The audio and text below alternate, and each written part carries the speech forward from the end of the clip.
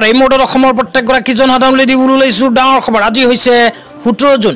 আজি অসমৰ লাখ লাখ দুখীয়াসকললৈ কেইখনমান নতুন চৰকাৰী আঁচনিলৈ দিবলৈ লৈছো ডাঙৰ খবৰ।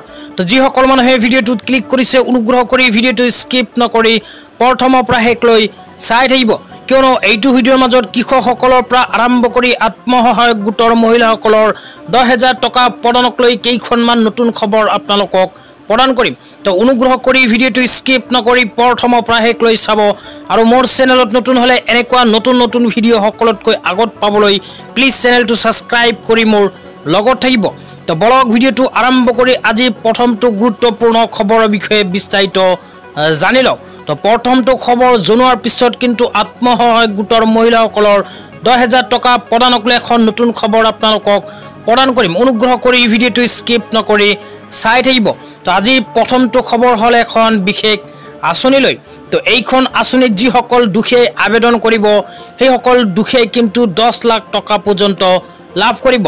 তো আঁচনিখনৰ নাম কি, কোনবোৰ মানুহে আবেদন কৰিব পাৰিব, কেনেকৈ আবেদন কৰিব আৰু আবেদন কৰাৰ সময়ত কি কি প্ৰমাণ পত্ৰৰ প্ৰয়োজন হ'ব এতিয়া আপোনালোকক বিস্তাৰিত জনাই দিছোঁ। অনুগ্ৰহ কৰি ভিডিঅ'টো স্কিপ নকৰি চাই থাকিব। তো আঁচনিখন হ'ল প্ৰধানমন্ত্ৰী মুদ্ৰা যোজনা।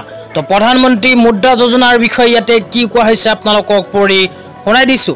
তো ইয়াতে লিখা আছে PMMY হৈছে ভাৰত চৰকাৰৰ দ্বাৰা পৰিচালিত এখন ফ্লেগশ্বিপ আঁচনি, যাৰ অধীনত দেশৰ ক্ষুদ্ৰ আৰু ক্ষুদ্ৰ উদ্যোগসমূহক প্ৰসাৰিত কৰিবলৈ ক্ষুদ্ৰ ঋণ বা ঋণ প্ৰদান কৰা হয়।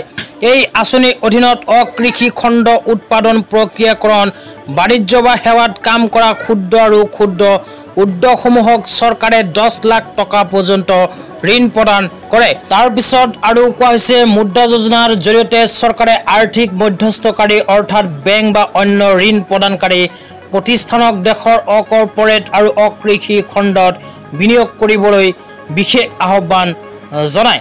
তো আঁচনিখনৰ নাম হ'ল প্ৰধানমন্ত্ৰী মুদ্ৰা যোজনা। তো এইখন আঁচনি যদি আপোনালোকে আবেদন কৰে তেন্তে 10 লাখ টকা পৰ্যন্ত ঋণ লাভ কৰিব পাৰিব। তো আঁচনিত কোনবোৰ মানুহে আবেদন কৰিব পাৰিব আপোনালোকক জনাই দিছোঁ। অনুগ্ৰহ কৰি ভিডিঅ'টো স্কিপ নকৰি চাই থাকিব। তো যিসকল মানুহে সৰু সুৰা ব্যৱসায় কৰে বা কোনো উদ্যোগ বা প্ৰতিষ্ঠানৰ গৰাকী সেইসকল মানুহে কিন্তু প্ৰধানমন্ত্ৰী মুদ্ৰা লোন আঁচনিত আবেদন কৰিব পাৰিব। তো এইখন আঁচনিত যদি আপোনালোকে আবেদন কৰে তেন্তে 10 লাখ টকা পৰ্যন্ত ঋণ লাভ কৰিব পাৰিব। তো কোনবোৰ মানুহে আবেদন কৰিব পাৰিব, কি কি যোগ্যতাৰ প্ৰয়োজন হ'ব এতিয়া আপোনালোকক জনাই দিছোঁ। অনুগ্ৰহ কৰি ভিডিঅ'টো স্কিপ নকৰি চাই থাকিব। তেতিয়া আপোনালোকক মোবাইল স্ক্ৰীনত দেখুৱাই দিছোঁ যোগ্যতাৰ মাপকাঠি, কি কি যোগ্যতাৰ প্ৰয়োজন হ'ব এইখন আঁচনিত আবেদন কৰিবৰ বাবে। তো এই বিষয়ত ইয়াতে লিখা আছে ক্ষুদ্ৰ হিতাধৰসকলৰ অকৃষি আৰু অকৰ্পৰেট ইউনিটৰ মুদ্ৰা ঋণৰ বাবে যোগ্য বুলি বিবেচিত কৰা হ'ব। তাৰপিছত কোৱা হৈছে ভাৰতৰ যিকোনো নাগৰিক, অংশীদাৰিত্ব সংস্থা, ৰাজহুৱা কোম্পানী, ব্যক্তিগত সমিতি, কোম্পানী আৰু অন্যান্য যিকোনো আইনী সত্তা ইয়াৰ অধীনত যোগ্য বুলি বিবেচিত হ'ব। তাৰপিছত 3 নম্বৰত কোৱা হৈছে উন্নত বিত্তীয় অভিলেখ থকা আবেদনকাৰীক অগ্ৰাধিকাৰ দিয়া হ'ব। তাৰপিছত কোৱা হৈছে আবেদনকাৰীৰ বাবে বাধ্যতামূলক যে তেওঁ কোনো বেংক বা বিত্তীয় প্ৰতিষ্ঠানৰ সৈতে কোনো লেনদেনৰ ডিফল্টাৰ হ'ব নালাগিব। তেতিয়া আপোনালোকক জনাইছোঁ আবেদন কৰিবলৈ হ'লে কি কি নথিপত্ৰৰ প্ৰয়োজন হ'ব। নথিপত্ৰৰ ভিতৰত প্ৰথমে কোৱা হৈছে পৰিচয় পত্ৰ হিচাপে Aadhaar card, voter ID card, PAN card আদি প্ৰয়োজন হ'ব পাৰে। তাৰপিছত বাসস্থানৰ প্ৰমাণ পত্ৰ হিচাপে বিদ্যুতৰ বিল, টেলিফোন বিল, সম্পত্তিৰ কৰ আদিৰ প্ৰয়োজন হ'ব পাৰে। তাৰপিছত কোৱা হৈছে আবেদনকাৰী 2খন পাছপোৰ্ট আকাৰৰ ফটো। তাৰপিছত কোৱা হৈছে ক্ৰয় কৰিবলগীয়া সামগ্ৰী বা সঁজুলিৰ উদ্ধৃতি য'ত যোগানকাৰীৰ নাম। তাৰপিছত কোৱা হৈছে ব্যৱসায় ঠিকনা আৰু অনুজ্ঞাপত্ৰৰ সবিশেষ, পঞ্জীয়ন প্ৰমাণ পত্ৰ আদিৰ সৈতে জড়িত থকা নথিপত্ৰ। তাৰপিছত কোৱা হৈছে যদি আবেদনকাৰীজন অনুসূচিত জাতি বা অনুসূচিত জনজাতি, OBC সংখ্যালঘু শ্ৰেণীত অন্তৰ্ভুক্ত তেনে সেইসকলৰ কাষ্ট চাৰ্টিফিকেটৰ প্ৰয়োজন হ'ব। তেতিয়া আপোনালোকক জনাই দিছোঁ আবেদন কেনেকৈ কৰিব পাৰিব। তো আবেদন কৰাৰ কাৰণে মুদ্ৰা লোন আঁচনিৰ অফিচিয়েল ৱেবছাইটত ভিজিট কৰিব লাগিব। তো কেনেকৈ ভিজিট কৰিব, কেনেকৈ আবেদন কৰিব লাগিব আপোনালোকে যদি বিস্তাৰিত জানিব বিচাৰে নিশ্চয় এইটো ভিডিঅ'ৰ কমেণ্ট বক্সত কমেণ্ট কৰি জনাই দিব। ইয়াৰ নেক্সট ভিডিঅ'ত আপোনালোকক সেই বিষয়ে জনাই দিবলৈ চেষ্টা কৰিম। তো এতিয়া আপোনালোকক দিবলৈ লৈছোঁ আজিৰ দ্বিতীয়টো খুবেই গুৰুত্বপূৰ্ণ খবৰ। অনুগ্ৰহ কৰি ভিডিঅ'টো স্কিপ নকৰি চাই থাকিব। অসমৰ লাখ লাখ কৃষকসকলৰ কাৰণে আহি গ'ল ভাল খবৰ। অসম চৰকাৰৰ ফালৰ পৰা কৃষকসকলৰ কাৰণে প্ৰদান কৰা হৈছে এনেকুৱা এখন আপডেট। তো ইয়াতে কি লিখা আছে আপোনালোকক পঢ়ি শুনাই দিছোঁ। তো ইয়াতে লিখা আছে honourable prime minister Shri Narendra Modi handed over 17 installment of PM Kisan Samman Nidhi scheme. It will be done from Banarasi district of Uttar Pradesh on June 18, 2024. তো যিসকল কৃষকৰ নাম PM কিষাণ আঁচনিত অন্তৰ্ভুক্ত হৈ আছে সেই সকল কৃষকৰ কাৰণে আহি গ'ল ভাল খবৰ। কিয়নো ভাৰতৰ প্ৰধানমন্ত্ৰী শ্ৰী নৰেন্দ্ৰ মোদী ডাঙৰীয়াই অহা 18 জুন 2024 তাৰিখত উত্তৰ প্ৰদেশৰ বানাৰসীৰ পৰা প্ৰদান কৰিব PM কিষাণ আঁচনিৰ 17 নম্বৰ কিস্তিৰ ধন। ইয়াৰ উপৰি আপোনালোকে মোবাইল স্ক্ৰীনত চাব পাৰিছে এনেকুৱা আৰু এখন নটিফিকেশ্যন জাৰি কৰিছে ভাৰত চৰকাৰৰ ফালৰ পৰা। তো ইয়াতেও কি লিখা আছে আপোনালোকক পঢ়ি শুনাই দিছোঁ।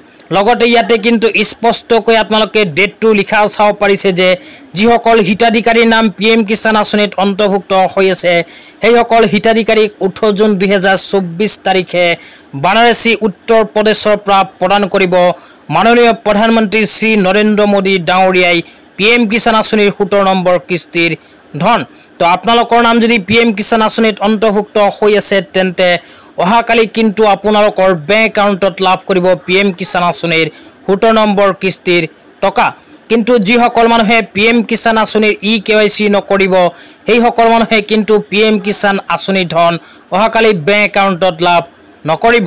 তো এই বিষয়ত কিন্তু ভাৰত চৰকাৰৰ ফালৰ পৰা এনেকুৱা এখন আপডেট প্ৰদান কৰা হৈছে যে যদিহে PM কিষাণ আঁচনিৰ পৰৱৰ্তী কিস্তিৰ টকা আপোনালোকৰ বেংক একাউণ্টত পাব বিচাৰে তেন্তে অতি সোনকালে কৰিব লাগিব EKYC কৰাৰ লগতে বেংক একাউণ্টৰ লগত আধাৰ কাৰ্ড লিংক আৰু লেণ্ড চিডিং এই তিনিটা কাম কিন্তু আপোনালোকে সম্পন্ন কৰিব লাগিব যদিহে PM কিষাণ আঁচনিত আপোনাৰ নাম অন্তৰ্ভুক্ত হৈ আছে।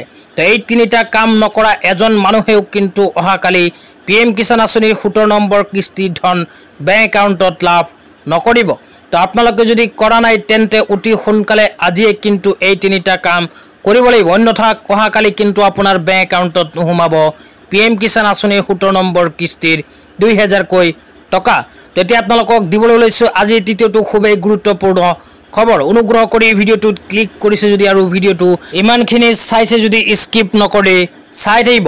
তো যিসকল আত্মসহায়ক গোটৰ মহিলাসকলে মুখ্যমন্ত্ৰী মহিলা উদ্যমিতা অভিযান আঁচনিৰ 10,000কৈ টকা পোৱাৰ বাবে ফৰ্ম ফিল আপ কৰি জমা দিছে সেইসকল আত্মসহায়ক গোটৰ মহিলাসকলৰ মোবাইল নম্বৰত আহি গৈছে ফৰ্ম ছাবমিটৰ SMS। তো যিসকল আত্মসহায়ক গোটৰ মহিলাসকলৰ মোবাইল নম্বৰত এতিয়ালৈকে ফৰ্ম ছাবমিটৰ SMS অহা নাই সেইসকল মহিলাই কি কৰিব লাগিব আপোনালোকক এতিয়া জনাই দিছোঁ। তো যিসকল আত্মসহায়ক গোটৰ মহিলাসকলৰ মোবাইল নম্বৰত এতিয়ালৈকে ফৰ্ম ছাবমিটৰ SMS অহা নাই সেইসকল আত্মসহায়ক গোটৰ মহিলাসকলে ফৰ্ম ফিল আপ কৰাৰ সময়ত যদি ফৰ্মখনত মোবাইল নম্বৰ দিওঁতে ভুল হৈছে তেন্তে কিন্তু আপোনালোকৰ মোবাইল নম্বৰত SMS-খন নাহিব। আৰু যিসকল আত্মসহায়ক গোটৰ মহিলাসকলে ফৰ্ম ফিল আপ কৰাৰ সময়ত সকলোখিনি তথ্য সঠিককৈ দিছে আৰু মোবাইল নম্বৰো দিছে সেইসকল আত্মসহায়ক গোটৰ মহিলাসকলৰ মোবাইল নম্বৰ যদি এতিয়ালৈকে SMS অহা নাই আৰু কেইদিনমান অপেক্ষা কৰিব লাগিব, কিয়নো অসম চৰকাৰে বৰ্তমান আত্মসহায়ক গোটৰ মহিলাসকলৰ ফৰ্ম ছাবমিটৰ কাম কৰি আছে। তো যিসকল আত্মসহায়ক গোটৰ মহিলাসকলৰ ফৰ্ম প্ৰথমত আছিল সেইসকল আত্মসহায়ক গোটৰ মোবাইল নম্বৰত ইতিমধ্যে আহি গৈছে SMS। তো আপোনাৰ ফৰ্মৰ কাম যদি এতিয়ালৈকে হোৱা নাই তেন্তে কিন্তু আপোনাৰ মোবাইল নম্বৰত SMS-খন অহা নাই। তো আপোনাৰ ফৰ্মৰ কাম যেতিয়া হ'ব তেতিয়া কিন্তু আপোনাৰ মোবাইল নম্বৰত SMS-খন আহি যাব, চিন্তাৰ কোনো